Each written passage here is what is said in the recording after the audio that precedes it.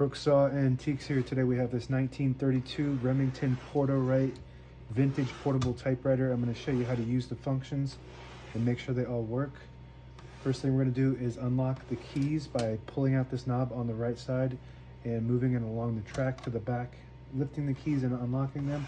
Margins are located behind the carriage here. You just push them like this on the ends. And I'm just going to set this at the beginning and the end of a page.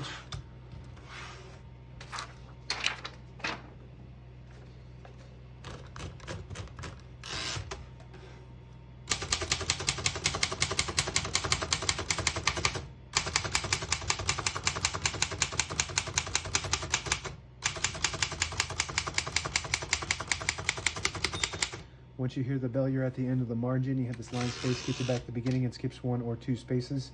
Right now we have it on single, but if you want double, there's a little knob right in front of the line space and you just pull it out and move it towards the back and it skips 2 spaces. Pull it out and move it towards the front, it just skips 1. We're gonna keep it on single for now and finish typing.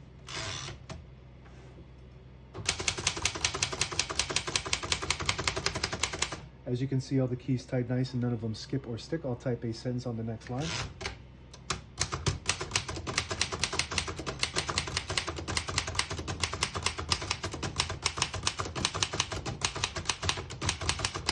Beautiful typing machine, beautiful looking machine. It's got the glossy black paint, looks really nice for its age. Types really good. It's got that unique key apparatus that a lot of the Remingtons had in this era. Very popular model, one of the most popular models that I've ever had. So right now we're going to pull the page out by pushing that lever on the right behind the knob there to the back, and it unlocks the rollers underneath the plat and allowing you to pull the page out easy or load thicker paper like carbon copy or cardstock. Make sure you flip that back before you load the next page or else it won't load correctly. We got a shift on each side and a shift lock on the left. Clear that, hit the shift button again. Backspace on the top right. Works good. And this model has a skip 5 tab, so it just skips 5 spaces when you hit the tab button. Doesn't have a manual set on this model. And on the right side above that is the color selector switch. When you switch it up, it'll print the bottom portion of the ribbon. When you switch it all the way down, it prints the top portion of the ribbon. When you have it in the middle, it doesn't print any ink at all. I don't know if it has that. Maybe it doesn't. Looks like it's still. So there is no middle stencil on this model. It's just upper and lower. I'm going to go ahead and lower these keys so they lock in it. When you have it in the case, it protects them from bouncing around and getting stuck and whatnot. On this side, we just have a carriage release behind the knob along with the paper release. Very nice and smooth. And we got a carriage release on this side and a few other levers. So this is a line space. We've already done that. And below the carriage release is the carriage lock.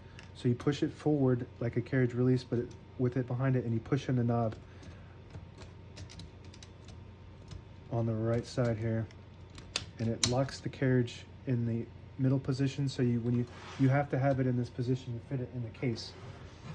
So when you pull it out of the case, you got a carriage that's locked automatically, and all you need to do is pull out that right knob, and it unlocks it. And another lever behind here is the margin release. So when you get to the end of the margin, if you need to get past that margin block, it won't allow you to type. So you just lift up that little lever to get past it and it'll allow you to keep going all the way to the end. That works good. And I believe that's it. Now available on eBay or Etsy. Search Brooksaw Antiques.